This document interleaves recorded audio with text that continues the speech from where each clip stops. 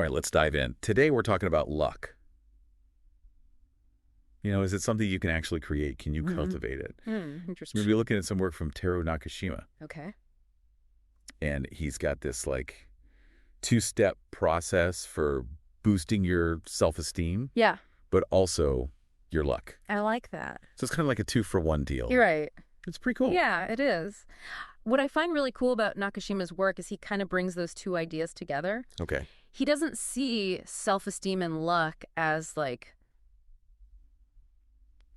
separate things. They're intertwined, right? And by like working on one, you can really enhance the other. Yeah, I see that. Yeah. Okay, so let's get into this two-step process. Okay. The first step is all about checking for something he calls self-aggrandizement. Right.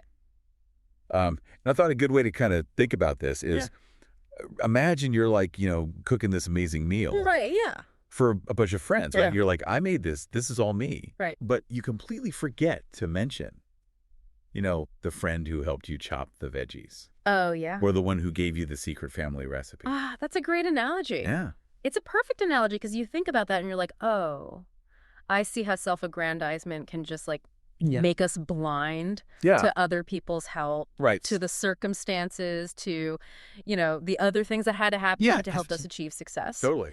And like we've talked about, that's rarely ever the case. Right. It's never just one person. It's never just one person. Usually a team effort Exactly. Or there were other things that happened. Nakashima's point is that good fortune is a combination of your efforts, external factors, things that maybe you don't even realize are impacting what's happening. Right, yeah. And just timing. Yeah. So when we recognize that, yeah, it gives us this like more realistic, grounded perspective on our achievements. Yeah, okay, so it's not even just about being humble. Right. It's about like seeing the whole picture. Seeing the whole picture. And recognizing all the factors at play. Exactly. And that is where the luck part comes in. Precisely. Okay. Because when you let go of the need to take all the credit, right? Yeah. You become more open to learning from others. Right. And recognizing opportunities that you might have missed. Oh, yeah. If you were just so focused on being the hero of your own story. Like, yeah, that's really interesting. Yeah, it is. So for our listeners, yeah, can you think of a time where maybe you downplayed the role of others in your own success? Absolutely. Right.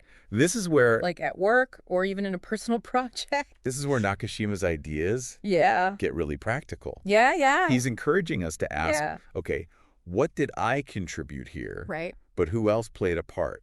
Yeah. What circumstances helped me along the way? That is a great question to ask yourself. Yeah. Because, we're not trying to diminish our own role in things. No. But by acknowledging those other factors, you're just getting a more complete picture. Yeah. And that's where I guess the growth and the luck can come in, right? Yeah. You become a better collaborator. Absolutely. You're more open to opportunities and honestly probably more enjoyable to be around. Yes. Right. It's like instead of I did this all by myself. Yeah. It's we did this together. Yeah. And that shift can be incredibly powerful for your personal life and your professional life. Totally. Okay, so that was step 1. Okay. Checking for self-aggrandizement. Yeah. Step 2 is where things get a little, I don't know, maybe little. Well.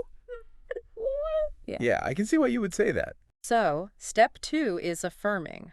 I am lucky. I'll be honest, when I first heard this, I was like, really? Like, does that actually work? Yeah. If I just say it enough, will good things happen? I understand that skepticism. Yeah. But what's interesting is Nakashima isn't suggesting a passive approach here. Right. It's not about wishful thinking. Okay.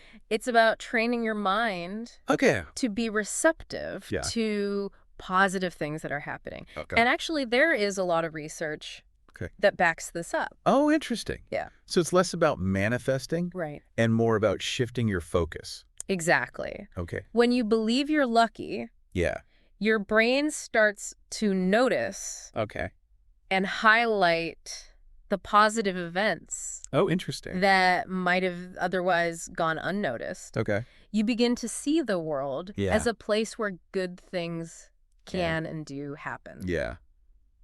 It's kind of like self-fulfilling prophecy. Oh, I see. Yeah. That makes sense. Yeah. Okay, so it's kind of like instead of focusing on what's going wrong, you're kind of tuning into those little wins. That's the idea. You're not like denying the negative or anything, but you're balancing it out with a greater awareness of the positive. Okay. And there are like actual techniques you can use to cultivate this luck mindset. Okay, so what are some of those techniques? Well, because I think our listeners are probably like itching to put this into practice. Yeah, one of the simplest and most effective is keeping a gratitude journal. Okay. Just like every day, take a few minutes to like jot down the things you're grateful for. Right. No matter how small they seem. Okay. Yeah, I can see how that would shift your perspective. Yeah, you're literally training your brain. You're training your brain to focus on the good, to focus on the good stuff. Yeah, exactly. And another powerful technique is using affirmations. Okay. So start your day by saying things like, I am lucky. Okay. Good things are coming my way. Right. Or, I am open to receiving abundance. I've heard about affirmations. Yeah. I'll admit, they always feel a little cheesy to me. I understand that feeling. Yeah. But I guess if you do it enough. It's all about repetition and consistency. Yeah. Like, the more you repeat these affirmations, the more they start to, sink in to your subconscious mind. Right. And influence your beliefs. So it's kind of like rewiring your brain for positivity. Exactly. Yeah. And the more you believe in your own luck, the more likely you are to take risks. Okay. Pursue your goals. Right. And like step outside your comfort zone. Because you have this underlying feeling of like, I'm a lucky person, things tend to work out for me. Precisely. Yeah, okay. When you take those risks and pursue those goals, guess what? You're more likely to create opportunities for yourself. Right, yeah. Which then further reinforces your belief in your luck. Oh, I see, yeah. It's a beautiful cycle. Oh, like a positive feedback loop. Absolutely. Yeah, okay. So we've got discarding self-aggrandizement, right? Oh, yeah. Opens us up to learning and collaborating. Right. And then affirming, I am lucky. Yeah. Helps us see the opportunities and like act on them with confidence. So how does this like actually change your life? Like, that's a great question. What does this look like in practice? One of the most noticeable changes is a shift in perspective. Oh, okay. So instead of dwelling on what's lacking, you start to appreciate what you already have. Oh, it's like those moments where you catch yourself thinking, oh, I'm so lucky to have this. Yes. Even if it's something like really simple. Exactly. Like it could be as simple as like having a roof over your head. Right, yeah. A warm meal to eat, or like a supportive friend. Totally, yeah. And as you cultivate that sense of gratitude, you just naturally become more positive, more optimistic. You start to see the world as a place of abundance rather than scarcity. And that positivity, like, isn't just internal. Right. Like, it affects how you interact with the world. It does. And how the world interacts with you. Absolutely. When you radiate good vibes, you attract more good things into your life. It's like creating a virtuous cycle. Of positive energy. It reminds me of that saying, like, smile and the world smiles with you. There you go. There's some truth to that. There is, and it's not just about attracting external good fortune, right? Yeah. It's about cultivating inner peace and contentment. Right.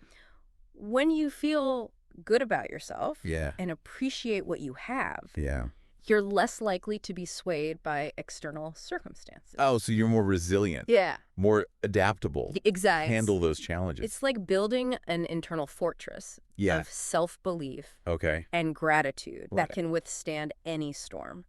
And that, to me, is the essence of luck. It's not avoiding those difficulties, but having the strength and the resilience to kind of go through them. You nailed it. Okay. It's about seeing those challenges not as setbacks, but as opportunities for growth and learning. Totally. And with that kind of mindset, you can truly start to create your own luck, both internally and externally. So we've talked about, Nakashima's two-step process and how that can, transform your outlook. Totally change your outlook on life. Yeah. But is there a danger of becoming too reliant on luck? That's like, at what point does personal responsibility come in? That's a really important question, you know? Yeah. Because Nakashima's approach isn't about sitting back and waiting for good things to happen. Right. It's about recognizing that luck is often a combination of preparation and opportunity. So we're not saying don't be responsible. Right. We're just saying, hey, maybe you can make yourself more open. Yeah, you can create a more fertile ground for luck to take root. Right, yeah. By, cultivating self-esteem and this luck mindset. Okay. We become more prepared, more open, more likely to see those opportunities when they come up. Totally. Okay, so for our listeners, if you're thinking, all right, all this sounds great, but how do I actually start putting this into practice? Yeah. Like, what's a good first step? I think the best place to start is with awareness. Okay. Just start paying attention to the role of luck in your life. Okay. Just notice those moments where things seem to effortlessly fall into place. So, like, you find a parking spot.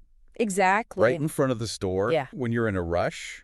Or you run into an old friend who has a connection that can help you with a project you're working on. Right. So those little seemingly small occurrences. Small occurrences can be powerful indicators of how luck's already operating in your life. And by noticing them, you're kind of like training your brain. You're shifting your perspective. To see it. To see more of that good fortune. Yeah. And as you become more aware of them, you'll naturally start to feel more grateful. Right, for the role of luck. And that gratitude then fuels the cycle. Fuels the cycle of even more good fortune. Yeah, okay. So we're kind of like challenging this idea that luck is just this sort of thing. Nakashima reminds us. That we can't control. That while we can't control every aspect of our lives, we can create it. Influence our experience. By cultivating the right mindset. Yeah. And taking inspired action. It's that combination of preparation and opportunity. And just being open to... And the willingness to embrace the unknown.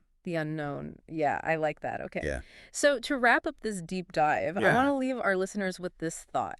Yeah. What is one small action you can take today to cultivate more luck? Yeah. What's one small, deliberate action to cultivate more luck? Right. Maybe it's expressing gratitude for it. Maybe it's expressing gratitude for a sunny day. Yeah. Good cup of coffee. Right. Something small. Yeah. Or perhaps it's taking a chance on something that feels a little scary. Yeah. But also exciting. Right. Remember, luck favors the bold.